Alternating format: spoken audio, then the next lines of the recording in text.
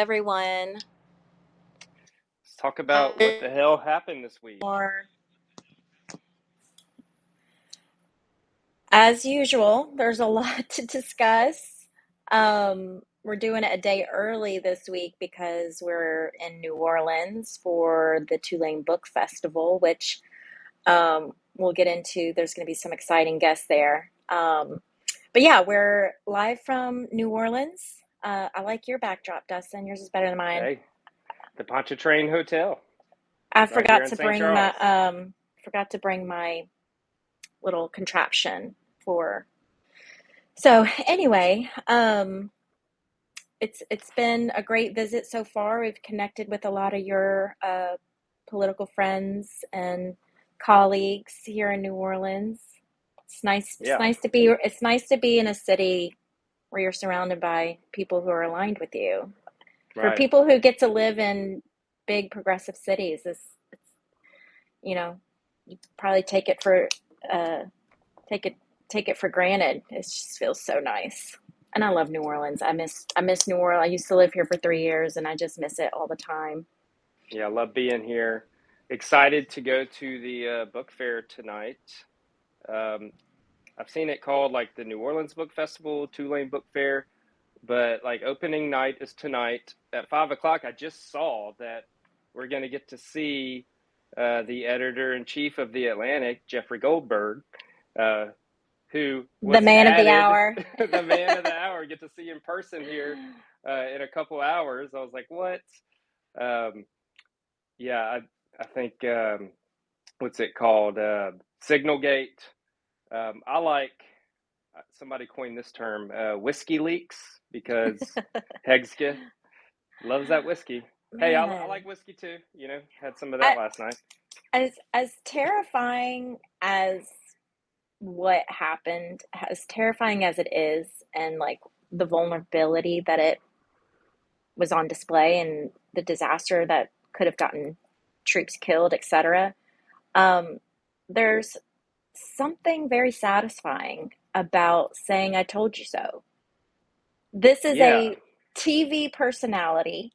He's an alcoholic, rapey, unqualified candidate.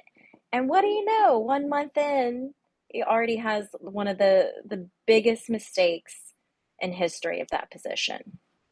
yeah, and all the other people that were added in that conversation should know better. Tulsi Gabbard, who you know is full of she's seems to be a Russian asset to me. And I posted this the other day. All of our like GOP state senators here in Louisiana all wrote a letter to Congress to like Russian Tulsi Gabbard. They're in love with Tulsi for some reason. This is the Louisiana GOP, and we warned them that it was not a good idea. And look, already in 40 something days, she has put our national security at risk as the head of our national security. And it appears she lied to Congress and committed a felony already in about 40 days. So that's where we are now in America. And aren't they a lot of you're not really seeing this in the mainstream media press, but I've been seeing it like on threads and comments on social media that um, what we're missing here is that the reason they were on Signal is to bypass like a records act so that their conversations could not be retained and could not be collected when the public requests it. And I read somewhere that in Signal you can do a setting that says like your messages disappear after a couple months, and so they had that toggled on to where probably after like 3 or 4 months, all of it would disappear, Yeah, which this is a is a huge common case. theme. Common theme, even over here in Louisiana. Our governor Jeff Landry, he's the worst MAGA governor out there, is constantly trying to evade public records laws. I mean, he's trying everything. They just do not want people knowing at all what they're talking about, what they're scheming, even after the fact, later on, because it's not like we see this stuff right away. I mean, we're talking months, years down the line. They don't want us finding out how they came up with a lot of this. This is very scary for our Oh, state, for our nation. yeah. Carrie said, hey, Carrie, know her. Carrie said they had it set to delete in 1 week. Yeah. The We're audacity. we're run by a bunch of idiots, and they're just straight up liars. The way they just double down and lie It's blatantly, just lie, even lie, when they're lie, lie, lie, calling lie. it a lie. And Jeffrey Goldberg, like I listened to Tim Miller, a New Orleans resident. I hope I get to see Tim Miller this week. Um, uh, what was I going to say? Um, I lost my train of thought. It'll come to Um, me in a second.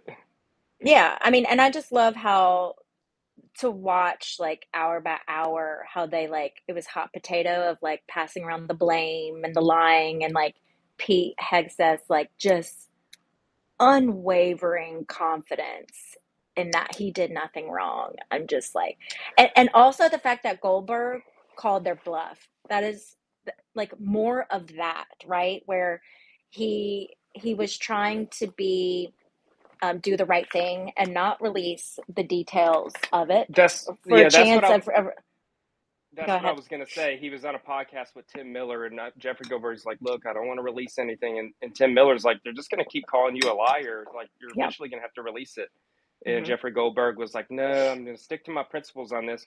Well, that's what happened. They just doubled down, were lying to Congress, all Hmm. of them. So Jeffrey Goldberg released it and Hmm. shows that there were war plans, attack plans, and then Atlantic came out and said um, attack plans or whatever, and the press. Um, uh, the press leader for Trump was like, "See, there was no war plans. They even admit that they were only Yeah, attack plans." it's It's funny like, because what are y'all talking about? you showed me that tweet last night, and I was like, I don't get it, and I like you had to like explain to like the how it was like the literal word war versus attack, and how they thought that was a gotcha moment. I was like, this is so stupid. Like, They think like we're all stupid. yeah. I don't know what else to say about it. So I mean, Hmm. it's just lying administration, corruption. We're seeing it at the local level too. I know we have some people that are listening may be out of state, but we have a big election tomorrow, Saturday, in Louisiana on four amendments. I call them Project 2025 amendments because that's what they are. And And these would be amendments to our state constitution, not right, just regular bills. That's yes. the difference. So to get it in the Constitution, it had to pass. It had to be a supermajority in our legislature, be signed by the governor, and then it goes to the vote of the people. And they're trying to squeeze in. There's four amendments. One is like kangaroo courts. This Amendment two is a tax scam. Number three is sending 14 to 17-year-olds to adult prison, which is 14. Angola in It's like Louisiana. sick. Angola is one of the hardest prisons in the United States, and they want to send 14-year-olds to there. That's Amendment 3, and Amendment 4 is about rushing in judges. But really, so the big news was Amendment 2. We're like winning. So I got to give a shout out to Lauren Loisel with the Young Democrats. And we've been just spreading the word constantly about no on these amendments. It's getting a lot of public attention, people sharing it, like completely grassroots in Louisiana. It makes me feel so good to see it. And the Republicans are scared. Jeff Landry Hmm. last night checked because what they're doing with Amendment 2 is they have all this Project 2025 stuff, cuts to the rich, cuts to industry, and sealing it in the Constitution to where we can't undo it because we're going to be put Hmm. in a giant budget crisis in the coming years because of this. And Hmm. they're making it to where it's locked in the Constitution to where Gendel 2.0. yeah, and this time, so when we run into a budget crisis, we won't be able to reverse these tax cuts for the rich and Hmm. industries and stuff like that. So that's the big problem, and they're trying to sell it by blackmailing and holding hostage teacher pay. They're saying that this increases teacher pay in the amendment. It doesn't. There's kind of a lot of background there. But Jeff Landry last night on Twitter, he knows he's losing.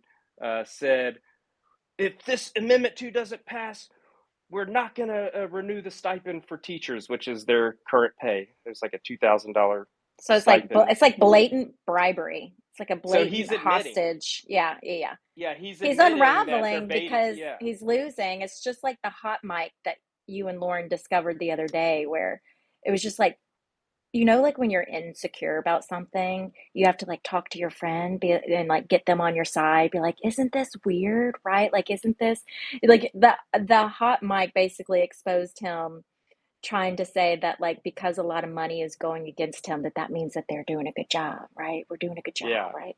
It was so perfect. And I just love that this campaign that y'all are creating has a large element of humiliation and humor because I've been reading a lot about this on Substack and seeing it pop up like in threads and stuff. This idea of like this authoritarian, fascist kind of way of doing things, like power politics.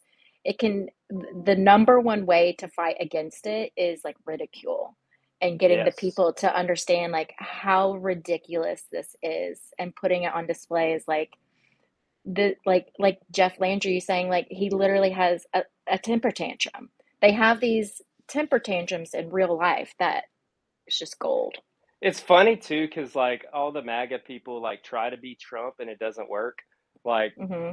Trump could probably pull off something like this because he knows entertainment. He's been ripping people off for decades now. He's so used to it, knows how to control the media. But Jeff Landry doesn't. He's so bad at this, and his poll numbers are going down. I've seen polls where he's not doing well, and the GOP isn't.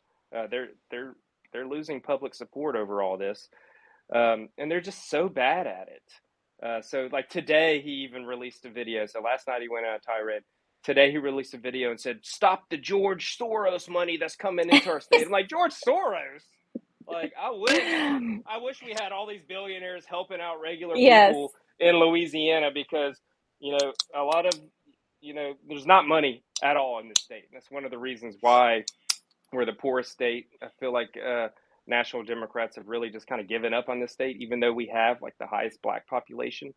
We could turn things around in the state. So I wish we had billionaires just dumping money and helping us out, but no, all we have is us putting these videos out, coming together and just trying to get popular support behind things. And they hate it. So they call it George Soros anytime we do anything. that's like It's saw you ridiculous. saw you reshare Devonte Lewis's tweet. It's like, oh, when they drop George Soros, they're that's like their cry for help.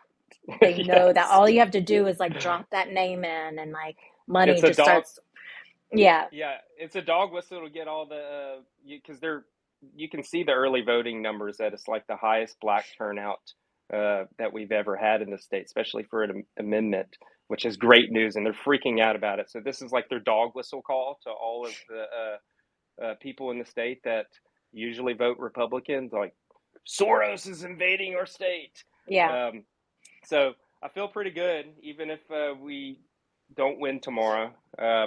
I feel like optimistic about the future here in Louisiana. Like I feel like people have woken up and realized that nobody's coming to save us. We're going to have to do this ourselves. And I think it's important to say because I know there's people here watching from all over, outside of Louisiana. But what is happening here in Louisiana we've had the supermajority Republican, even through, you know, people might remember or not that we had a Democratic governor for 8 years with John Bel Edward, but all during that time, it was a supermajority Republican legislature. And so the Republicans here love to say, oh, well, y'all had 8 years to do this and that. Well, no, we didn't. Like, don't you know that John Bel Edwards couldn't create laws? Yeah. And He so, had some veto power for a little while, but the supermajority could overturn a veto. So even like some of right, he the was kind of override. powerless his last few years. And what's happening in Louisiana is just a microcosm of what's happening in other, especially southern red states across it. This is like their testing ground. We're like Yeah. the testing lab for Project 2025. And Yep. Governor Landry is just happy to do Trump's bidding, as well as other states like Texas and Florida and Tennessee, South Carolina. So it's important to pay attention to what happens in the states because if things are successful here for them, then they're just going to keep rolling them out in other states and nationally. Yeah, and Danielle and I were talking earlier when we walked and met with Katie Darling, our first vice chair of the Democratic Party here. So shout out to Katie Darling.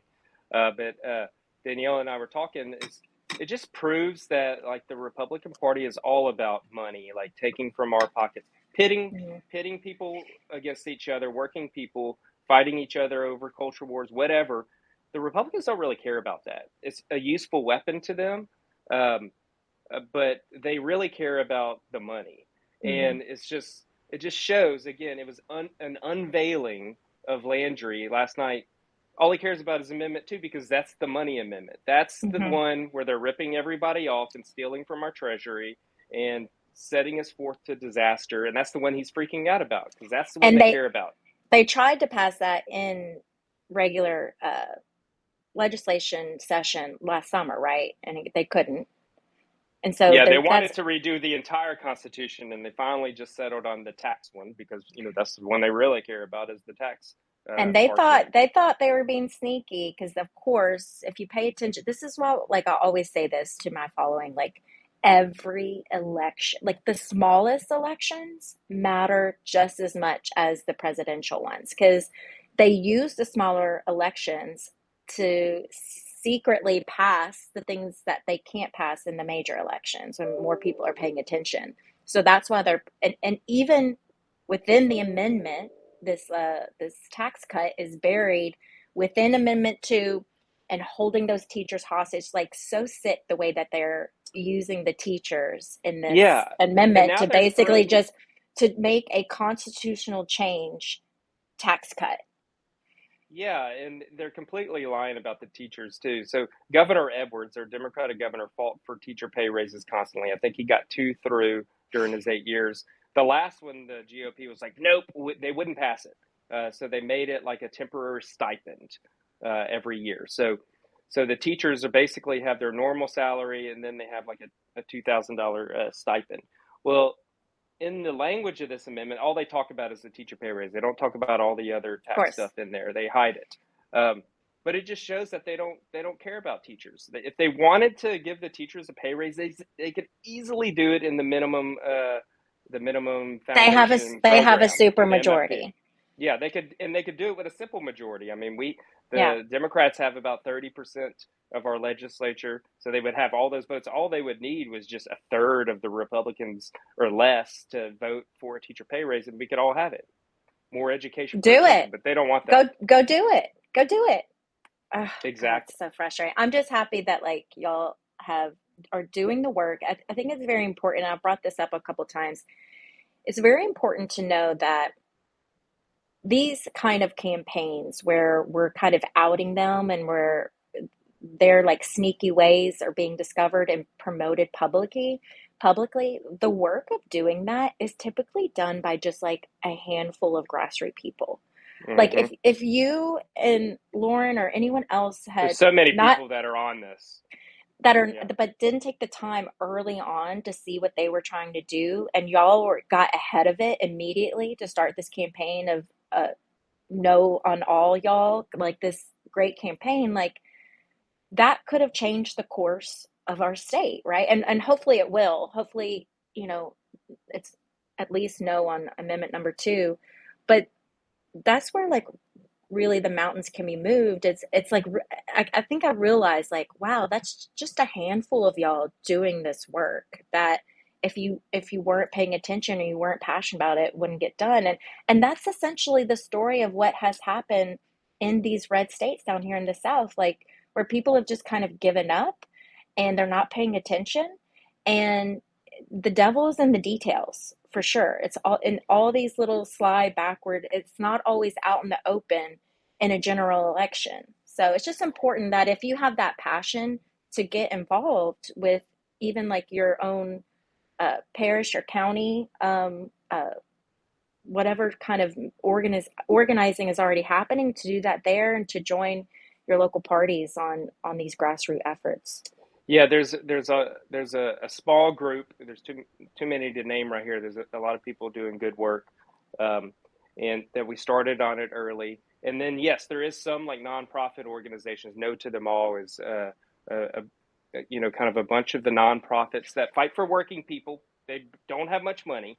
We ain't run by Soros or whatever, but it's really important we have these organizations like in Louisiana. We have Invest in Louisiana. We have the Power Coalition. Like there's so many great organizations that are and some justice organizations too, because that's a big deal in Louisiana.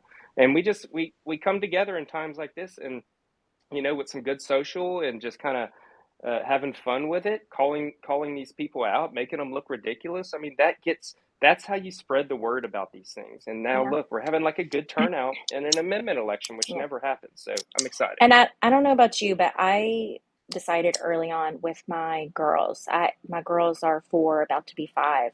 Um, I I like to early vote, but I like to go on the weekend so I can take my girls with me. And I think we've lost a little bit of that too, of that like familial, talking about politics and activism at an early age and showing them the importance of, and I, even though they probably don't understand, but I talk to them and I'm like, we vote in every election, and they love Hmm. going in that booth and getting their sticker afterwards. Those are small things that over time can make a big difference. And it helps too, because I do the same with my girls. And it helps too with our messaging whenever you kind of break it down and try to explain to them, like, I tell my girls, like, yeah, sometimes it's about people that have a lot of money try to do things that take away from people that don't have money. It helps with our messaging, like Robin break it Hood, down simply, like what's reverse happening, Robin Hood. and they Yeah. can understand that. And that's something that I think people are always talking about. Democratic messaging is wrong and stuff. We just have to keep it simple, and sometimes it's Hmm. simple as that. You have moneyed interests, powerful interests that divide working people. It's the oldest trick in the book when it comes to politics, and that's what's happening now at the state level. It's happening at the national level, and it's really as simple as that. Well, that's a good segue into money and the economy. And I know a lot of y'all listening have enjoyed my posts on the economy and what to do with your money. Um, and Dustin and I have listened to on the way here a podcast that we love, Ezra Klein with the New York Times. He has the most amazing interview with Gillian Tett. She's a PhD anthropologist and columnist at the Financial Times. And, Ezra himself is like the best interviewer out there, just so intelligent. But like, I love the way that he poses his questions in a really user friendly way. So I was thinking, like, as I was listening to this podcast, I was like, okay, we're going to talk about it. We're going to recommend it. And I think that even someone who doesn't have like our level of designation or experience in finances could listen to this conversation and really make sense of essentially what they were trying to break down, which is, this grand theory of what does it mean to make America great again? What is this promised land that they're trying to achieve with this tariff strategy? And they break it down so well. And it talks a lot about how the Trump administration is really striving for this like global reset. And I love how Ezra kind of he always stops and is like, wait, is Trump really this smart though? And let's talk about, you know, what a wild card he is and what Trump wants versus what the people around him want and his part in that. It's just very, very interesting. It's one of the most. We kept having to pause it and like talk about it. Like, wait, what? Yeah, I like how he talks about like a lot of the sane washing and like the policy washing Mm-hmm. that, Trump and his whims and really tariffs and stuff is really just about power. And, there's no like sound financial strategy globally about it. He has people behind him that come say, no, wait, there is an organized plan here to what he's doing. And it's obviously not what's happening. And they break it down like, okay, even if there was, like, where is this headed? Mm-hmm. In every scenario, even if they thread some very uh, fine threads and they thread the loop and they square certain circles, like even in best case scenarios, it's not good for the future of our global economy, not just in America, but the global financial system and the world order that we're in. And some would say, well, maybe it's time we need a change in the global order, but this is like not what you do. Like we're going the wrong way on a lot of these things, and it's you know it's scary, when you listen to it, because you're listening to Ezra Klein, who's he's an economics, that's kind of his thing. It's my thing too. That's why I love Ezra Klein, is because he's really good at talking economics and in our future. And it's hearing somebody from the Financial Times, Jillian Tett, who's she knows her shit, um, and them just I trying could to listen working to out the her talk all scenarios. day. Hmm. Just them going through all these different scenarios, and it's like every time they would go through these scenarios, they all kind of ended up bad, like And even in best case scenarios. So that's mhm. what we worry about too when we talk to our clients about money and stuff. Like, we're gonna have to protect them from this, because we help people invest their money in their life savings. And you know I think financial advisors need to listen to this in order Mhm. to help their clients. I think everybody should listen to it Yep. and Yeah, I watch think it. So if you want to check out that interview, go on YouTube, because sometimes the New York Times, they only open it for like a week or so, and then they shut it off. You have to pay for it. But YouTube, I think, has the I'll whole I'll thing, and I I'll would go check it out. I'll put a link to it in the recording when I shoot that out. If you're subscribed, I'll shoot the link. But one of the most interesting things that they talked about was, identifying that essentially Trump wants a golden statue of himself. Like he's in Mm-hmm. it, like he wants it's called like tribute based leadership, where he just really wants to see what, country by country, what are you going to do for me, and what can I hold over you. And she really does a great job of breaking down how, she called it like brutal power politics or revenge politics, and how there are historians, specific people in the past who wrote specifically about like she, you know, but the difference between revenge politics versus like free markets and globalization, and how historians have warned against that in the past. Like after World War I, I forget his name, but Keynes, yeah, Keynes. Keynesian Keynes economics. said He, he yeah, basically begged people to go back to the free market and globalization, not to go back to the revenge based politics. uh And huh. what ended up happening was, that was in the 1930s, and then World War II came, and Yeah, I yeah, think he just wrote that. He wrote that book in like 1919, after World War I, and like pleaded with America and the rest of the world, like where this is headed. And he actually mentioned in that 1919 book, like it could lead to World War II if we don't do it. And guess what happened? And basically, in this talk, Jillian Tett and Ezra Klein, it shows that we're back to uh, the economy of what you were saying, this revenge revenge politics, politics, power revenge politics. economics, yeah, Hmm. power politics, and that led to that. And basically, we're kind of in the 1930s again with Well, our world economy. and let me bring it back around to like what's happening in everyday people's lives, like who people who do have investments and assets. As financial advisors, we're trained.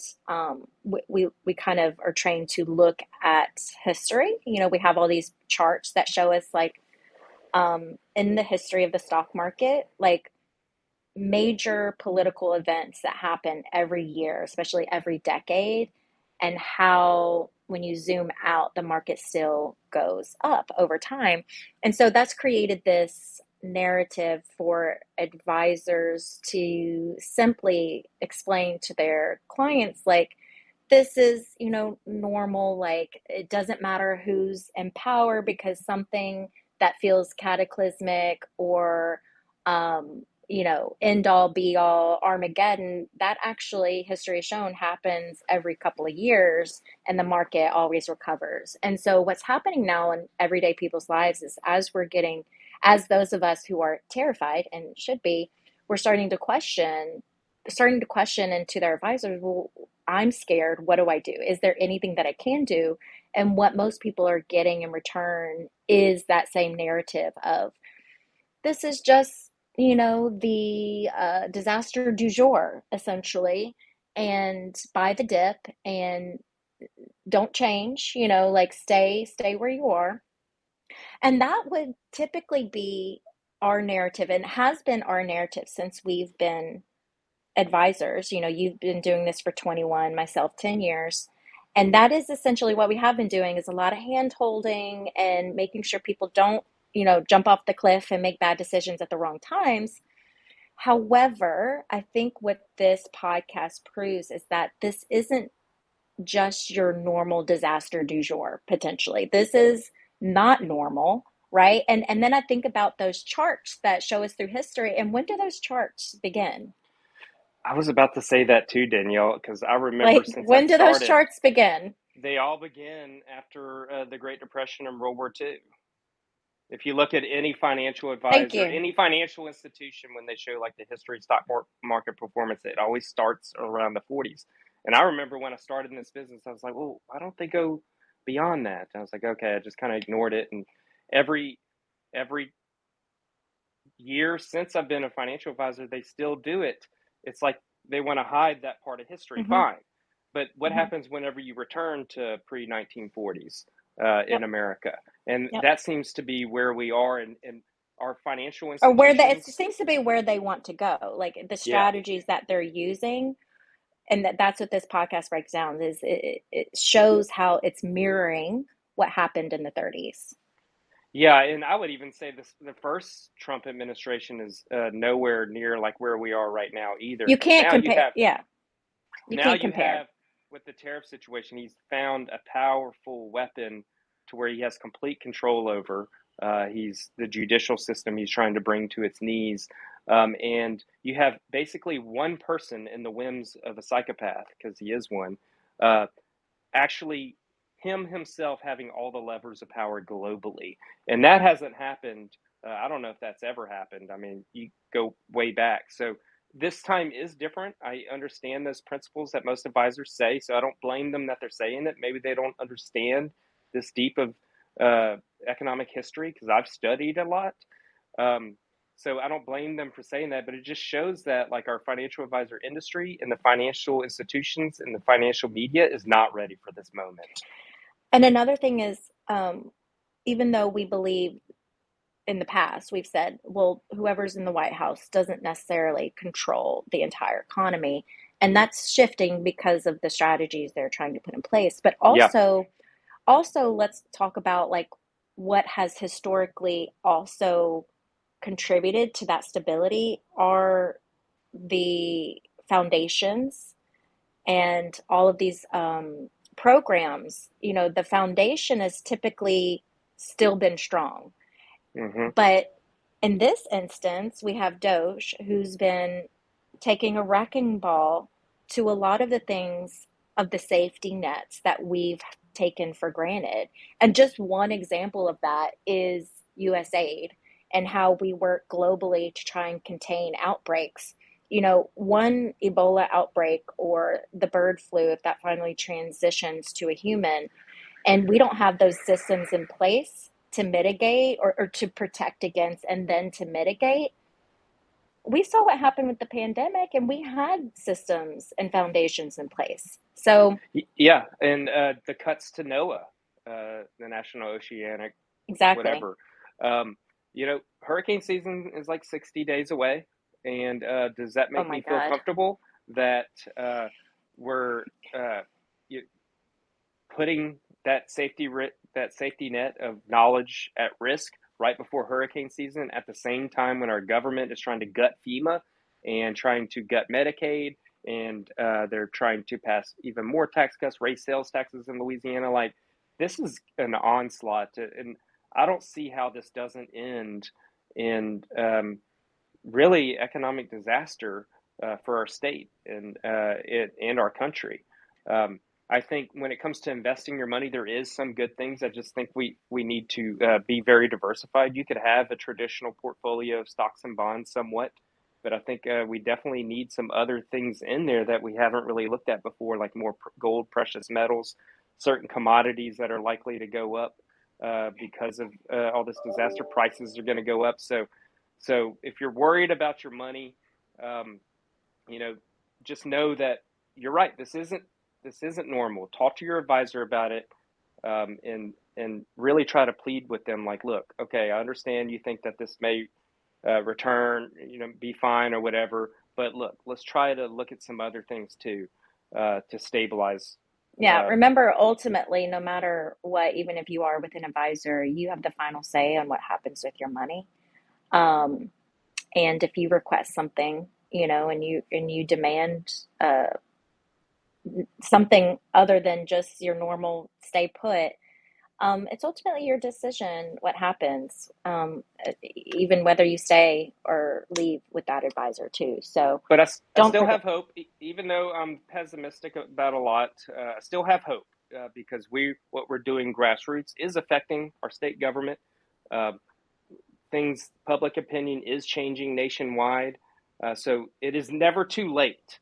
Um, Sometimes it feels like we have no control, and to a degree that's true. But what we do have is people power, and I think seeing a lot of people start organizing more, people coming together, even over amendments. I mean, who Mhm. organizes over amendments? It's just not something that we really did much, but it's giving me optimism. So look, just let's we can be pessimistic about the future, but let's use that pessimism to drive what we can Yeah, control you now. can you can see that hope happening in the uh, Bernie town. They're not even town halls. They're becoming like stadium size rallies. So that's And exciting to see. we heard today that we know somebody that has contacted the Bernie campaign, and they are interested in coming uh, to New Louisiana and Orleans. possibly New Orleans. So stay tuned for that. You heard it here Hmm. first.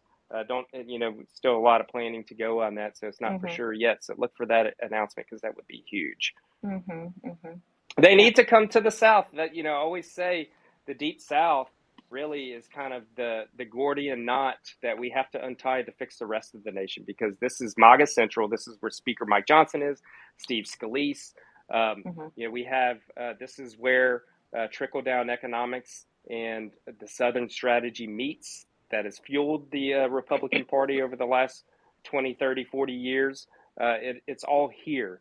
So I think Democrats nationwide, Well, people and like Bernie Sanders, AOC, need to come here. yeah, and isn't that you said the Tulsi Gabbard connection was from Senator Stein? They made that Yeah, friendship in Washington, D.C. So yeah, our it's state like a senator. breeding ground right here in Louisiana for MAGA. Yep, because it's But because even though you're not in the deep south, but it's coming for you. So mhm, that's yeah. why we're doing the work here.